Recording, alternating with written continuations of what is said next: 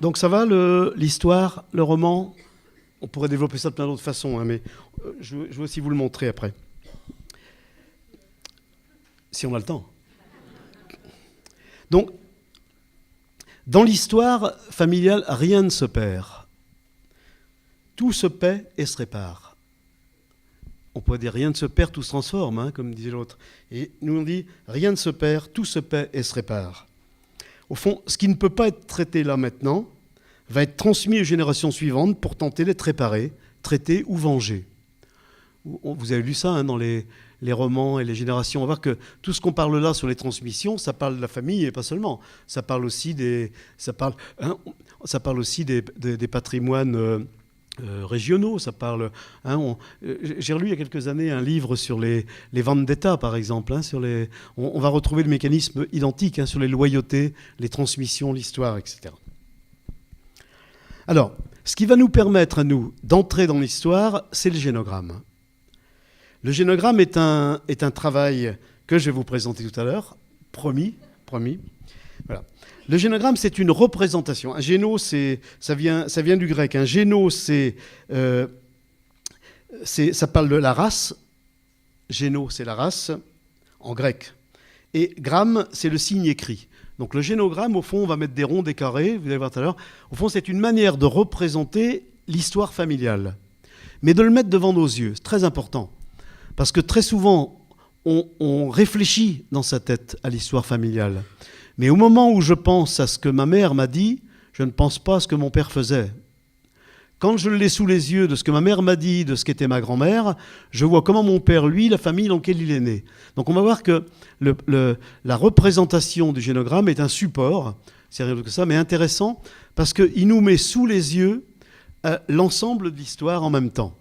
Ce qui fait qu'on n'est plus simplement, quand on pense à quelque chose, à oublier le reste. On voit tout en même temps. Donc ça, vous allez le constater aussi, hein, quand on va le présenter.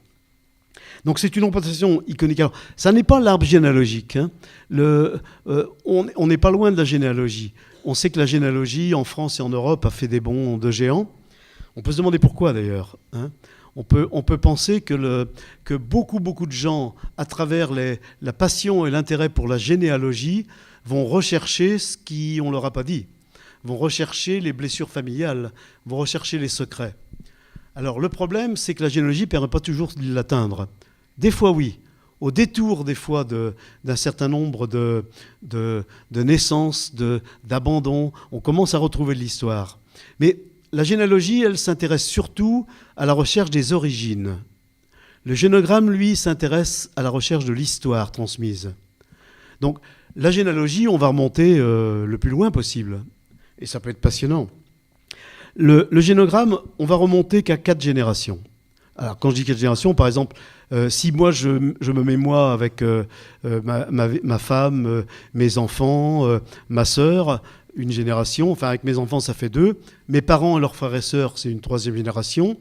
Leurs parents, donc mes grands-parents et leurs frères et sœurs, c'est une 4e génération. Vous voyez ? Déjà, au moins, mes grands-parents et leurs frères et sœurs. Quand j'ai de l'information au-dessus, je peux le mettre, mais ce n'est pas la peine de remonter à Mathusalem, parce qu'on va voir que de toute façon, toute l'histoire qui n'est pas traitée se répète. Donc ce n'est pas la peine d'aller chercher sous Louis XV, ce qui de toute façon est sous nos yeux.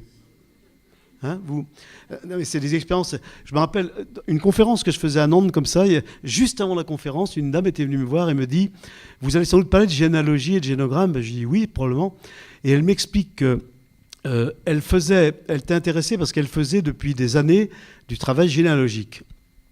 Et je ne sais plus comment c'est venu, je lui dis « Mais vous cherchez quoi ?» Elle me dit « J'ai l'impression qu'il y a plein de choses que je ne connaissais pas de ma grand-mère. » Et je recherchais, mais je me suis intéressé à la généalogie. Elle dit « Une de mes belles-filles était passionnée avec moi, on était remonté très loin. Et un jour, c'est sa belle-fille qui lui dit « Mais tu sais, ta grand-mère, elle a été abandonnée. » Et elle est tombée des nues, elle dit quoi ? Et elle a découvert que tous ses frères et sœurs, ses parents, tout le monde savait ça, sauf elle. Et elle cherchait. Mais elle cherchait jusqu'à Louis XIV, ce que tout le monde savait dans la famille. Mais elle était au secret. Parce qu'elle-même avait une place particulière et on voulait la protéger. On ne voulait pas lui dire. On va y revenir sur le secret, parce que vous allez voir comment le secret est souvent... l'enfer est pavé souvent de nos bonnes intentions. à vouloir protéger les enfants pour ne pas leur dire les choses de l'histoire, on les handicape plus qu'on les protège. Hein, on voit que retenez cette phrase que je vais vous reprendre aussi. C'est bon. L'enfer est pavé de nos bonnes intentions. Alors, donc, le génogramme qui s'intéresse à l'histoire, on va représenter la famille, on l'aura sous les yeux.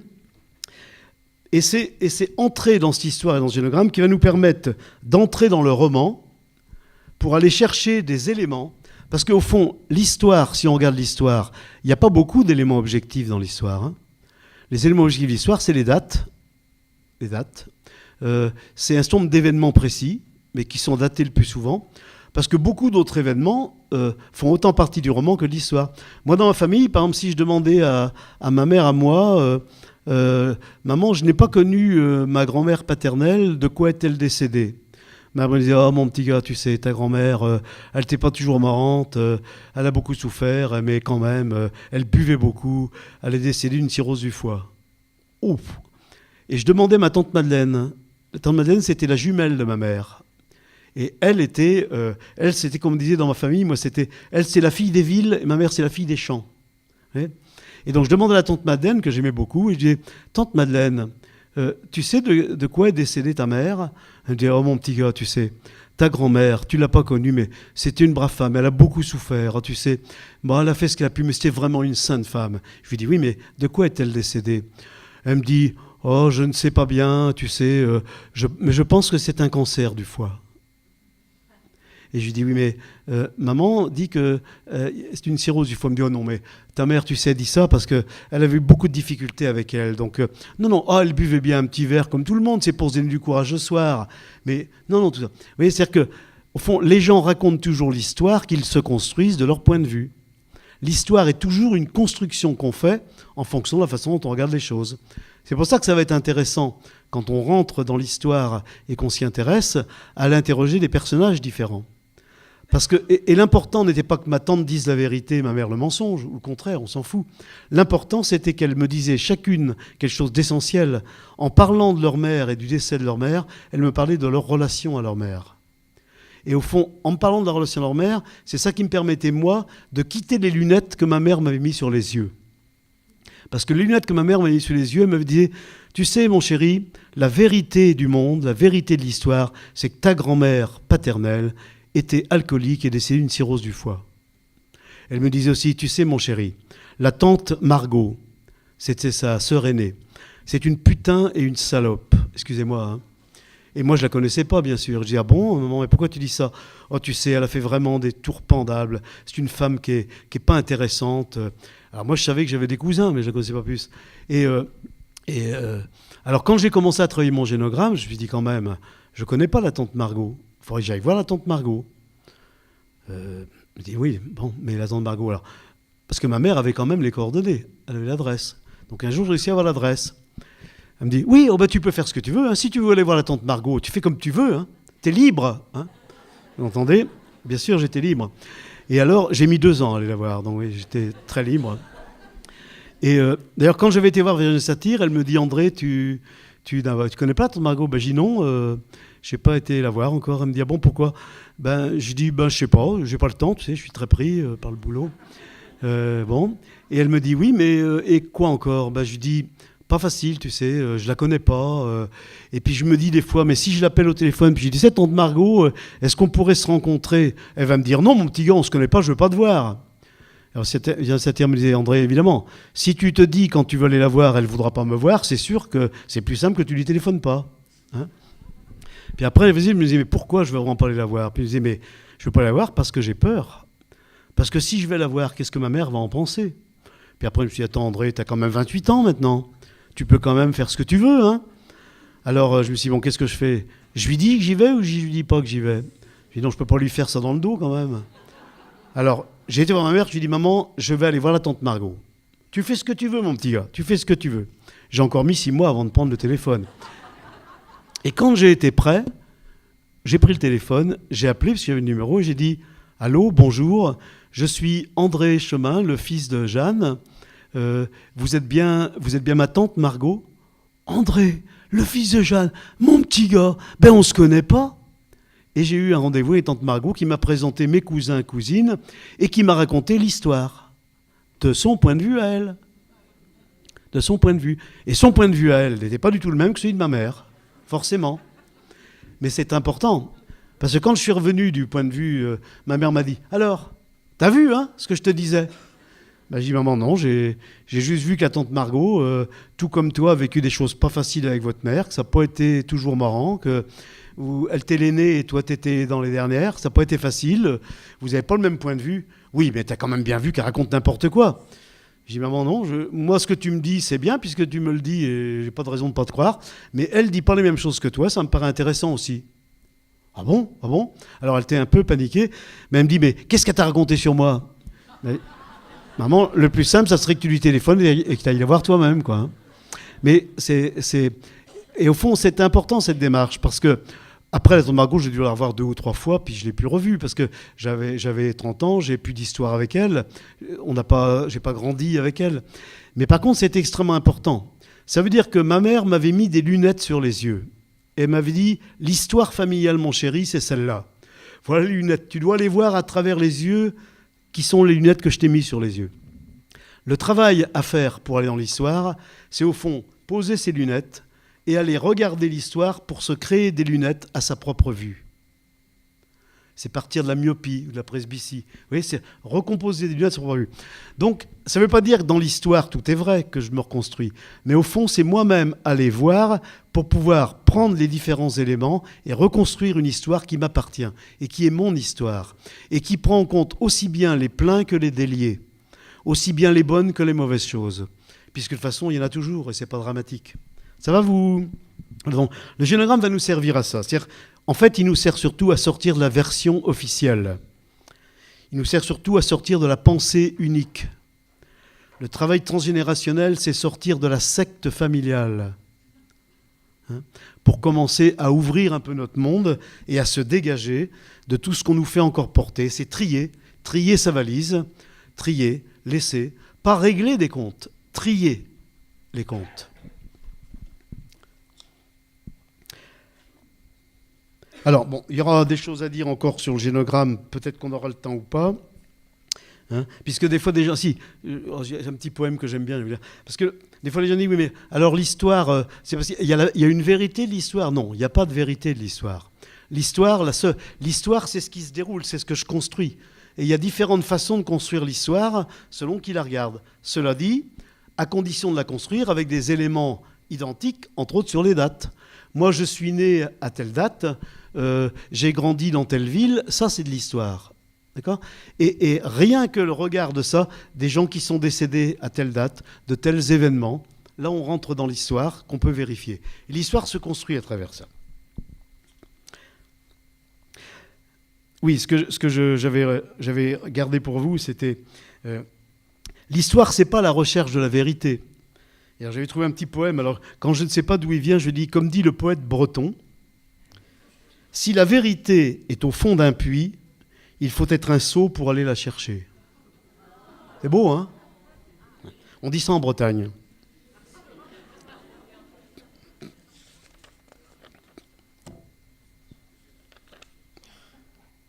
Alors, voilà, donc le génogramme, on le redéveloppera après encore.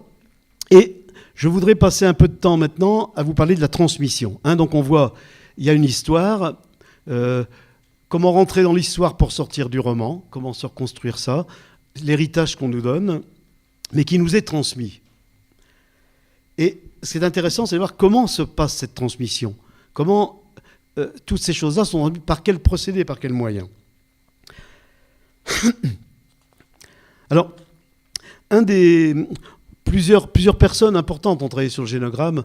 Un monsieur dont je vous reparlerai peut-être un peu, mais pas beaucoup, c'est Murray Bowen.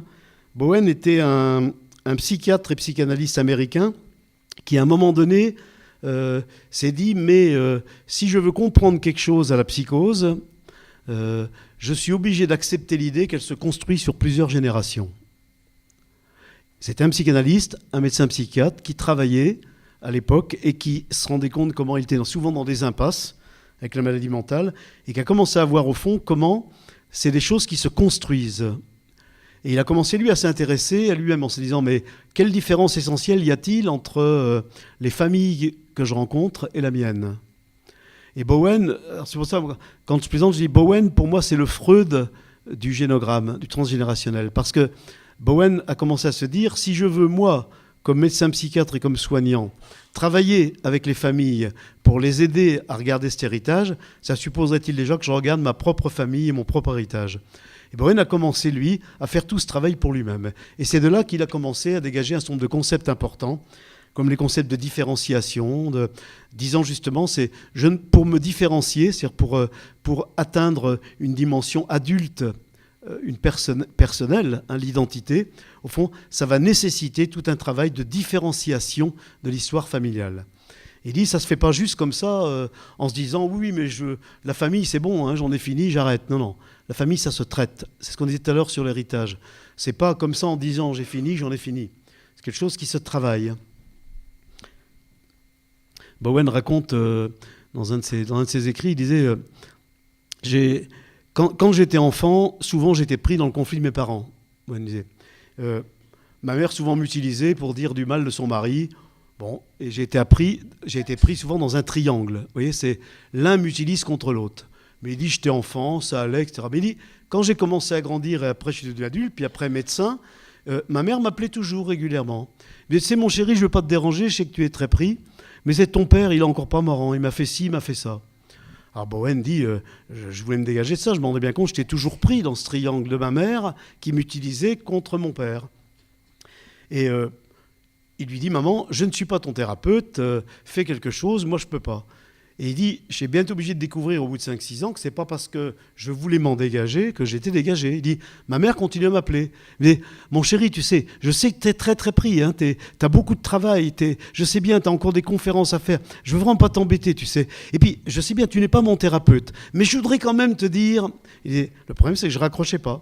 J'écoutais quand même ma mère, et j'étais toujours pris dedans. Vous y êtes ? Donc il dit, comment on fait quand on doit travailler ça avec des gens pour les aider à se dégager et que soi-même on est pris dedans? Donc il s'est dit, faut même que je me dégage. Alors il a fait on est dans les années 1950, je crois. Hein, donc je vous dis ça parce que vous allez voir, ça paraît violent ce qu'il a fait. On fait mieux maintenant, c'est plus doux, plus souple. Mais un jour que sa mère l'appelait et lui dit, mon chéri, je ne veux pas te déranger, mais tu sais, ton père... Il dit, maman, j'ai pris un peu de temps. Est-ce que tu as réellement besoin que je t'aide dans les problèmes que tu as avec papa? Et alors, elle lui dit, ah oui, si tu peux vraiment m'aider, ça me ferait plaisir beaucoup. Il dit, maman, alors, si tu veux, j'ai une demi-heure pour t'écouter, puis je vais voir ce que je peux faire pour vous. Alors sa mère lui a raconté, évidemment, tout, comment le père... Alors, je ne vais pas rentrer dans les détails. Hein. Et puis, quand elle eut fini, il dit, écoute, maman, pas de problème, tu peux compter sur moi. Je vais faire tout ce qu'il faut pour vous aider, papa et toi, parce que je me rends compte que c'est vrai que c'est difficile pour vous. Et alors, il a pris sa plume, il a fait une grande lettre. Il a écrit à son père, disant, papa, j'ai reçu un téléphone de maman qui m'a dit beaucoup de choses difficiles pour elle venant de toi, ça. Mais d'ailleurs, ça fait un certain nombre de temps que ça dure, puisque depuis que je suis tout petit, dès qu'il y a quelque chose, maman m'appelle, et je pense qu'il serait bien que vous puissiez traiter petit à petit vos affaires tout seul. Donc, je trouvais que c'était mieux que je te dise ça, et j'ai dit à maman que j'étais prêt à vous aider. D'ailleurs, j'envoie copie de cette lettre à maman, parce qu'il serait bien que vous commenciez à parler de ça. Pendant 6 mois, il n'a pas eu de nouvelles. Si, il a eu des nouvelles de ses frères et sœurs, qui l'appelaient. Murray, qu'est-ce que tu as encore fait aux parents? Hein? Ils font la gueule, ils veulent plus te voir, c'est une ambiance de diable à la maison, fais quelque chose, il faut que tu ailles les voir, que tu t'excuses, etc. L'excuse, hein? S'il a fait quelque chose qui ne se fait pas, il doit s'excuser pour que ça rentre dans l'ordre. Et Bowen répondait, j'en suis désolé, si c'était vraiment important, je suis prêt à m'excuser, mais maman m'a demandé que je l'aide dans les conflits avec papa, et c'est la meilleure manière que j'ai trouvée, c'est mon boulot, je suis professionnel, je pense que c'est la meilleure solution. Et au bout de 6 mois, son père l'a appelé. Il lui a dit, Bowen, il est temps que tu viennes nous voir. Il dit, papa, j'arrive. Et il est arrivé, son père lui dit, écoute, je te remercie de ce que tu as fait pour nous, mais je t'en ai voulu à mort. Et sa mère était à côté, Bowen raconte, il dit, de toute façon, elle me disait, oui, de toute façon, je sais maintenant, on ne peut plus rien te confier. Et Bowen lui disait, t'as raison, maman, tu ne peux plus rien me confier de ce que tu dois dire à papa et pas forcément à moi. Et alors, ses parents lui expliquaient qu'ils avaient pu se parler de ça. Alors, il dit, c'est pas pour autant que j'ai arrêté de parler à mon père ou à ma mère, mais il dit, c'était comment moi-même me dégager de cette espèce de tâche, de mission dans laquelle j'étais encore pris, alors que j'avais plus de 45 ans, que j'étais psychanalyste célèbre et connu et thérapeute de famille. Et c'est... Voilà. Comme quoi... Hein. Alors, donc, ce monsieur Bowen. Et puis, le deuxième monsieur dont je vous ai parlé tout à l'heure, qui est après le père fondateur important qu'on va utiliser, c'est Borzomini Nagy, hein, dont je vous parlais. Et Borzomini, donc je vous rappelle, hein, ce qu'il disait, c'est les relations de l'homme à son environnement est gérée par l'équilibre du donner et du recevoir. Hein. Ça va, vous avez ça en tête? Alors, lui va... Donc, on est là pour essayer de comprendre à travers lui comment lui a travaillé sur la transmission, comment l'héritage familial se transmet d'une génération à une autre. Borzomini a pris un concept qu'il trouve essentiel, c'est celui de loyauté. Il dit tout système humain, toute famille, mais aussi tout groupe social, hein, peut-être toute association, tout groupe quel qu'il soit, va être régi par un système de règles concernant la loyauté. Au fond, ce qui fait qu'on appartient à un même groupe, c'est qu'on est loyal à ce groupe, loyal aux règles de ce groupe. Ça veut dire qu'on intègre, regardez-le, hein, c'est un groupe d'amis. En fait, on reste un groupe d'amis parce qu'on a intégré les règles du groupe d'amis. Les règles du groupe d'amis, c'est qu'on sait ce qu'on nous le dit, c'est pas écrit, tout comment on doit se comporter pour que ça se passe bien avec les autres. On a même intégré comment des fois on ne doit pas se comporter comme on doit se comporter pour que ça se passe bien encore mieux. Parce que tout est là, tout est précis. Il y a des règles qui viennent gérer, comme des règles du jeu. Hein, comme les règles. Au fond, on peut dire que pour être dans un système relationnel, faut-il qu'il y ait des règles du jeu qui se mettent en place. Et plus les gens vont les respecter, plus ils appartiennent à ce groupe. Plus ils commencent à les transgresser, plus on les remet à l'ordre. Hein, donc les premières remises en ordre, c'est si on les montre du doigt.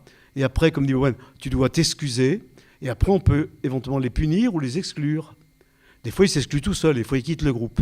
Mais Borzomini reprend cette idée que la loyauté est quelque chose qui maintient le système familial.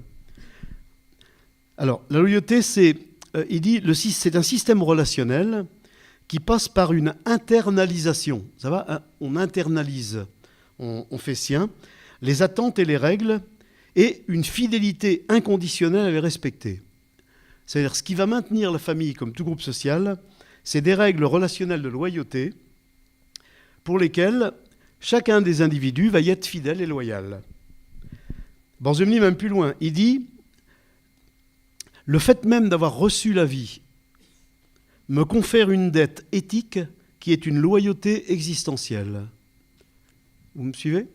Alors, des questions peut-être que vous avez, qui viendront peut-être, mais en tous les cas, que vous avez sûrement présent, c'est la question qu'on s'est posée à un moment donné, c'est quand il dit ça, c'est qu'est-ce qu'on fait alors des enfants qui ont une famille biologique et où ils sont abandonnés et vont être dans une famille adoptive, hein, puisque, rappelez-vous, hein, il dit « Le fait même d'avoir reçu la vie me met dans une dette, une loyauté existentielle. » Et on s'est rendu compte que c'était extrêmement intéressant. Alors, vous savez, comme toute théorie et tout concept, moi je trouve que les concepts et les théories sont importants pour réfléchir et travailler.